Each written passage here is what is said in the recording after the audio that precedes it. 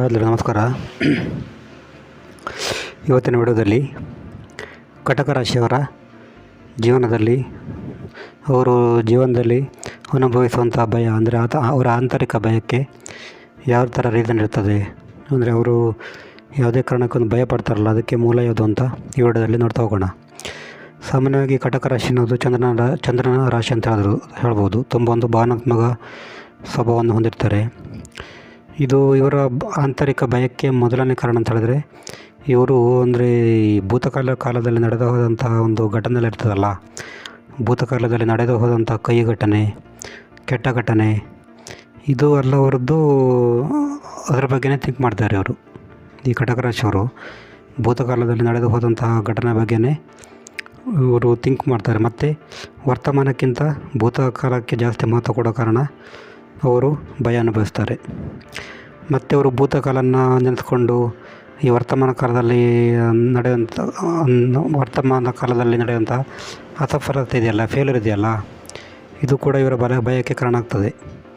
ಅಂದರೆ ಇದು ಯಾವ ಥರ ಅಂತ ಹೇಳಿದ್ರೆ, ಇವರು ಇದು ನಡೆದು ಹೋದಂಥ ಒಂದು ಕೆಟ್ಟ ಘಟನೆ ಇದೆಲ್ಲ ಅದರ ಬಗ್ಗೆನೇ ಯೋಚಿಸ್ತಾ ಅವರು ಪ್ರೆಸೆಂಟನ್ನು ಮರೆತು ಬಿಡ್ತಾರೆ. ಅಂದರೆ ಪ್ರೆಸೆಂಟಲ್ಲಿ ಮರೆತು ಬಿಡೋ ಕಾರಣ ಅವರು ಪ್ರೆಸೆಂಟ್ ಕಾಲದಲ್ಲಿ ಅವರು ಫೇಲ್ಯೂರ್ ಅನುಭವಿಸ್ತಾರೆ. ಇದು ಅವರ ಭಯಕ್ಕೆ ಮೊದಲನೇ ಕಾರಣ ಆಗುತ್ತದೆ. ಇನ್ನು ಎರಡನೇ ಕಾರಣ ಅಂತ ಹೇಳಿದ್ರೆ, ಸ್ವಭಾವತಃ ಇರುವ ಒಂದು ಚಂದ್ರನ ರಾಶಿಯಾದ ಕಾರಣ ತುಂಬ ಒಂದು ಕೋಮಲವಾದಂಥ ಒಂದು ಸೌಮ್ಯ ಸ್ವಭಾವದ ರಾಶಿ ಆಗಿರ್ತದೆ ಇರೋರು ಕಟಕ ರಾಶಿಯವರು. ಇದು ಇವರಿಗೆ ಇದರ ಸೌಮ್ಯ ಸ್ವಭಾವ ಇರುವಾಗ ಇವರಿಗೆ ಅಂದರೆ ಜನ ಜಾಸ್ತಿ ಅಂದರೆ ದ್ರೋಹ ಬಗ್ಗೆ ಜಾಸ್ತಿ, ಅಂದರೆ ವಿಶ್ವಾಸಘಾತುಕತನ ಮಾಡೋದು, ಮತ್ತು ಇವರಿಗೆ ಒಂಥರ ದ್ರೋಹ ಬಗೆಯೋದು, ನಂಬಿಕೆ ದ್ರೋಹ ಮಾಡೋದು, ಮೋಸ ಮಾಡೋದು, ಇದೆಲ್ಲ ಜಾಸ್ತಿ ಆಗ್ತದೆ ಇವರಿಗೆ.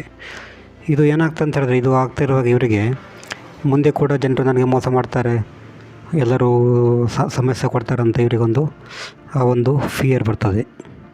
ಅಂದರೆ ಜನರು ನನ್ನ ಒಳ್ಳೆತನ ಯೂಸ್ ಮಾಡಿಕೊಂಡು ಜನರು ನನಗೆ ತುಂಬ ಒಂದು ಮೋಸ ಮಾಡ್ತಾರೆ, ದ್ರೋಹ ಮಾಡ್ತಾರೆ ಅಂತ ಒಂದು ರೀಸನ್ ಇದೆಯಲ್ಲ, ಇದು ಇವರಿಗೆ ಭಯ ಕೊಡ್ತದೆ. ನಂತರ ಮೂರನೇ ಕಾರಣ ಅಂತ ಹೇಳಿದ್ರೆ, ಇವರೊಂದು ಅತ್ಯಧಿಕ ಸರಳತೆ ಮತ್ತು ಸೌಮ್ಯತೆ ಇರೋ ಕಾರಣ ಇದು ಕೂಡ ಅವರಿಗೆ ಭಯ ಕೊಡ್ತದೆ. ಯಾಕಂದರೆ ತುಂಬ ಒಂದು ಅತ್ಯಂತ ಸರಳತೆ ಮತ್ತು ಸೌಮ್ಯತೆ ಸ್ವಭಾವದ ಕಾರಣ ಇದು ಕೂಡ ಅವರಿಗೆ ಒಂದು ಮನಸ್ಸಿನಲ್ಲಿ ಒಂದು ಥರ ಅರಿವಿರದ ಆತಂಕ ಉಂಟು ಮಾಡ್ತದೆ. ಮತ್ತು ಇವರು ನೆಕ್ಸ್ಟ್ ಮೂರನೇ ಕಾರಣ ಅಂತ ಹೇಳಿದ್ರೆ, ಇವರು ನಾನು ಮೊದಲು ಹೇಳಿದ್ದೇನೆ, ಅಂದರೆ ಇವರು ಭೂತಕಾಲದಲ್ಲಿ ನಡೆದು ಹೋದ ಘಟನೆ ಬಗ್ಗೆನೇ ಆಲೋಚನೆ ಮಾಡ್ತಿರ್ತಾರೆ. ಇವರು ಈ ಕಟಕ ರಾಶಿಯರಿದ್ದಾರಲ್ಲ, ಇವರು ಹೆಚ್ಚಾಗಿ ನಡೆದು ಹೋದ ಘಟನೆ ಬಗ್ಗೆನೇ ಜಾಸ್ತಿ ಮೇಲಕ್ಕೆ ಹೋಗೋ ಕಾರಣ ಇದು ಕೂಡ ಇವರಿಗೆ ಭಯ ಕೊಡ್ತದೆ. ಮತ್ತು ನೆಕ್ಸ್ಟ್ ಅಂತ ಹೇಳಿದ್ರೆ, ಇವರು ಒಂಟಿಯಾಗಿ ಇರಬೇಕಾಗಿ ಬಂದಾಗ, ಅಂದರೆ ಒಬ್ಬಂಟಿಯಾಗಿರುವಾಗ ಅಥವಾ ಏಕಾಂಗಿತನ ಅನುಭವಿಸಬೇಕಾಗಿ ಬಂದಾಗ ಇದು ಅವರಿಗೆ ತುಂಬ ಒಂದು ಭಯ ಕೊಡ್ತದೆ. ಯಾಕಂದರೆ ಇವರು ಕಟಕ ರಾಶಿಯವರು ಸೋಷಿಯಲ್ ಆಗಿರುವಂಥ ರಾಶಿ, ಎಲ್ಲರ ಜೊತೆ ಇರಬೇಕು, ಎಲ್ಲರ ಜೊತೆ ಬೆರೀಬೇಕು, ಈ ಥರ ಒಂದು ರಾಶಿ. ಅಂದರೆ ಈ ಲೈಫಲ್ಲಿ ಏನಾದರೂ ಒಂದು ಸನ್ನಿವೇಶ ಬಂದಾಗ, ಏಕಾಂಗಿಯಾಗಿ ಇರಬೇಕಾದ ಸನ್ನಿವೇಶ ಬಂದಾಗ ಇದು ಕೂಡ ಇವರಿಗೆ ಭಯ ಕೊಡ್ತದೆ. ಮತ್ತು ನೆಕ್ಸ್ಟ್ ಕಾರಣ ಅಂತ ಹೇಳಿದರೆ, ಇವರು ಸಾಮಾನ್ಯವಾಗಿ ಕಟಕ ರಾಶಿಯವರು ಕುಟುಂಬದವರನ್ನು ತುಂಬ ಒಂದು ಹಚ್ಚಿಕೊಳ್ತಾರೆ. ಈ ಕೌಟುಂಬಿಕ ಇದು ಫ್ಯಾಮಿಲಿ ಮೆಂಬರ್ಸು ಇವರನ್ನು ಜಾಸ್ತಿಯಾಗಿ ಹಚ್ಚಿಕೊಳ್ಳೋ ಕಾರಣ ಇವರು ಯಾವ ಥರ ಥಿಂಕ್ ಮಾಡ್ತಾರೆ ಅಂತ ಹೇಳಿದ್ರೆ, ಎಲ್ಲಿ ತನ್ನ ಫ್ಯಾಮಿಲಿ ತನ್ನಿಂದ ದೂರ ಆಗ್ಬೋದೇನೋ, ಅಥವಾ ತನ್ನ ಕುಟುಂಬಿಕರು ತನ್ನಿಂದ ದೂರ ಆಗ್ಬೋದು ಅಥವಾ ಕಳೆದುಕೊಳ್ಳಬಹುದು ಎನ್ನುವಂಥ ಒಂದು ಭಯ ಇರ್ತದೆ. ಇದು ಆಗಲ್ಲ, ಆದರೆ ಇವರು ಆ ಥರ ಇಮ್ಯಾಜಿನೇಷನ್ ಮಾಡಿಕೊಂಡು ಈ ಥರ ಭಯ ಪಡ್ತಾರೆ.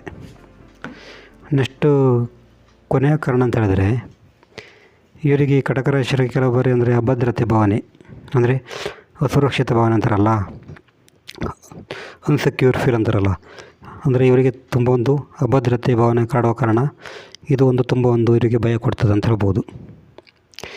ಇದು ಕಟಕ ರಾಶಿಯಾಗಿರುವಂಥ ಮೂಲಭೂತ ಭಯ. ನೆಕ್ಸ್ಟ್ ವಿಡಿಯೋದಲ್ಲಿ ಸಿಗೋಣ. ನಮಸ್ಕಾರ.